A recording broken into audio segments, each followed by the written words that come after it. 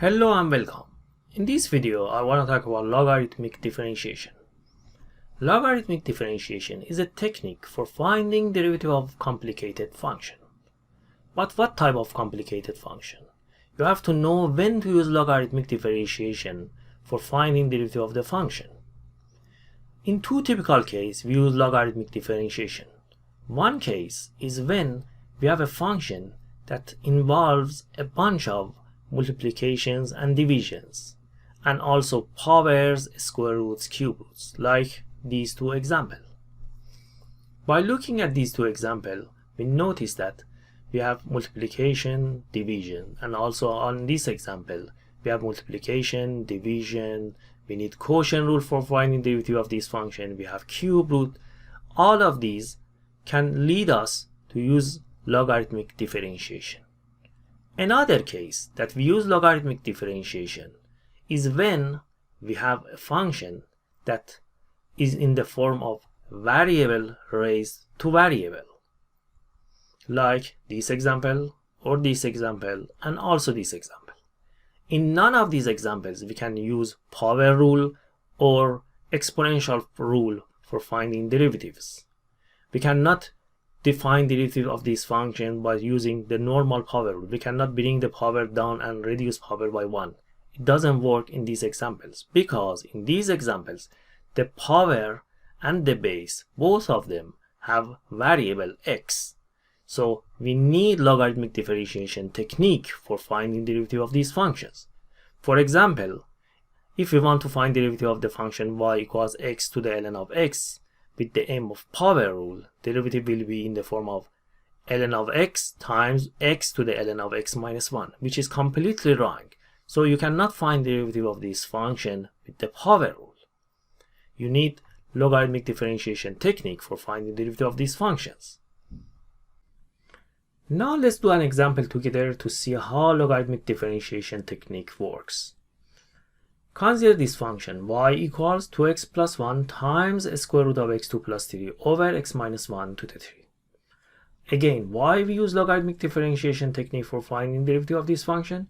Because in this function we have multiplication, division, a square root, power. So all of these things leads us to use logarithmic differentiation technique. The first step in finding derivative of a function with this technique is to take natural logarithm of both sides of the equation. It means that we add ln to both sides of the equation. ln of y equals ln of the right side of the equation. So the first step is to take ln of both sides of the equation. But maybe you think, why we add ln to both sides of the equation? This makes the function to look much more complicated. But the reason that we add ln to the both sides of the equation is that with the aim of ln, we can simplify this function. We know that ln has some good properties that can simplify multiplications and divisions. Let me remind you that ln of ab equals ln of a plus ln of b. ln of multiplication of two expressions equals ln of the first expression plus ln of the second expression. This property of ln can help us to simplify this part of our example. ln of a times b can be written as ln of a plus ln of b. And also the second rule can help us to change this division to a minus. ln of a over b, ln of an expression over another expression can be written as ln of top minus ln of bottom. So we can rewrite this function as ln of top minus ln of bottom.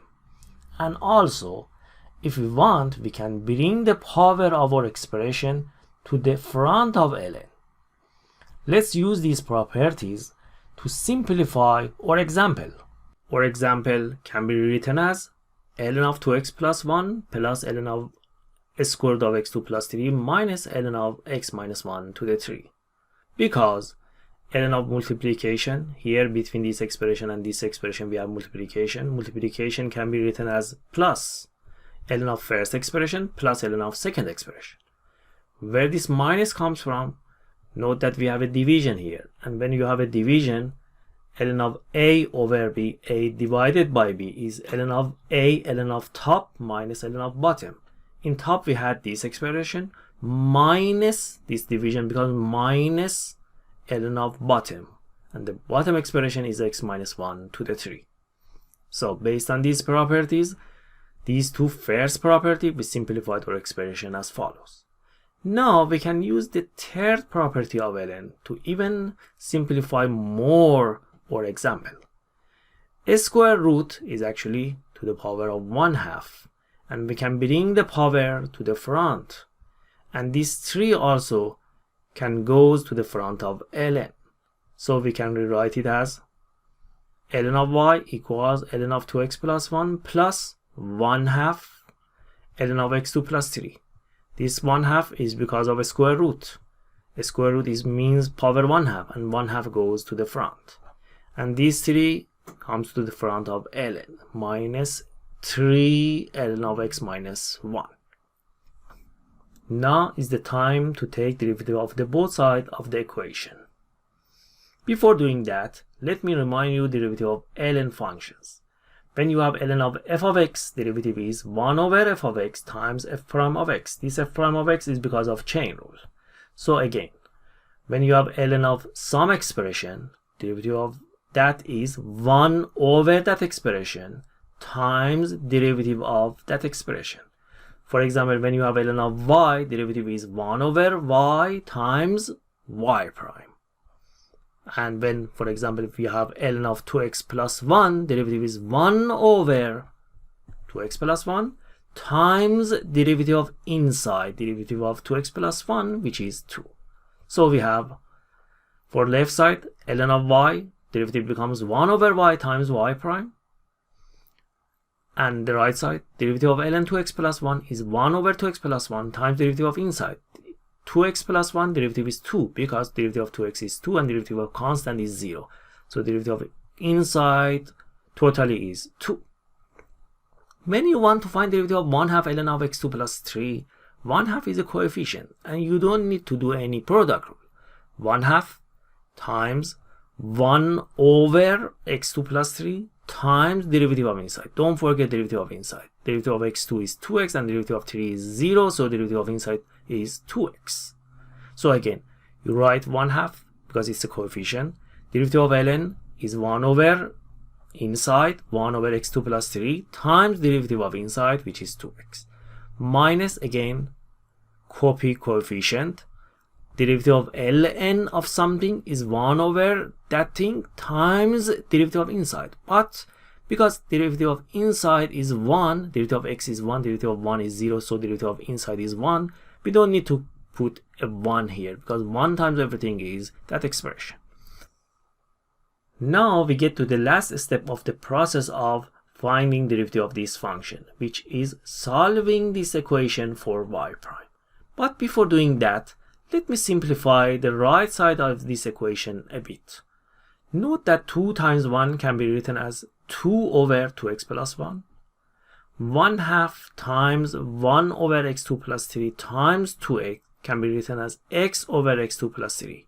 Because 2x goes in top and we have a 2 in bottom, so we can simplify these two with these two.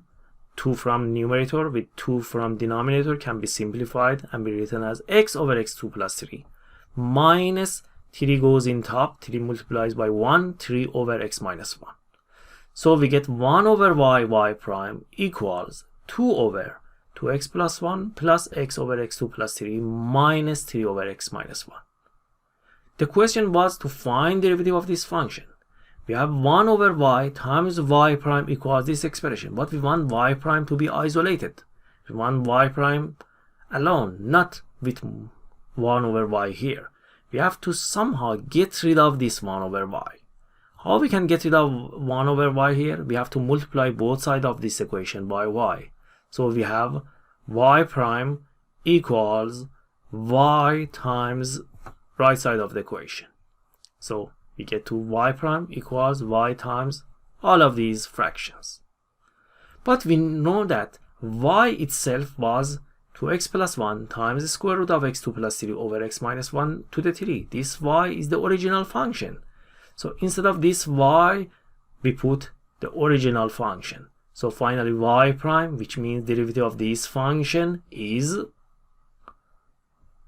2x plus 1 times the square root of x2 plus 3 over x minus 1 to the 3 times all of these expressions. Now let me show you another example. Y equals x to the power of x. Note that the base and the exponent are both variable. They both dependent on x. So you cannot use power rule. It is completely wrong to do derivative of this function like this. Bring the power down and reduce power by 1.